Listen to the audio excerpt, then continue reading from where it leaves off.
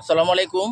এই মুহূর্তে দেখতে পাচ্ছেন ধান নিয়ে বিষয়ে কথা বলবে আমার বড় ভাই ধান নিয়ে বিষয়ে কথা বলেন।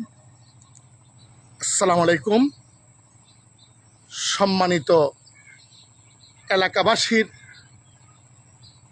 মনের আশা আকাঙ্ক্ষার প্রতিফলন ঘটবে যদি আমার নতুন সরকার অতীতের সরকারের মতো এই সরকারও যদি ধানের দামটা তুলনামূলক আরও বাড়াইতে হবে। কারণ কৃষক যেই পরিমাণ শ্রম দেয়, অর্থ ব্যয় করে, যদি এই 700 বা 800 টাকা ধানের দাম থাকে তাহলে তো ওই যে কৃষক মরে যাবে, আমার হাওড় এলাকার কৃষক।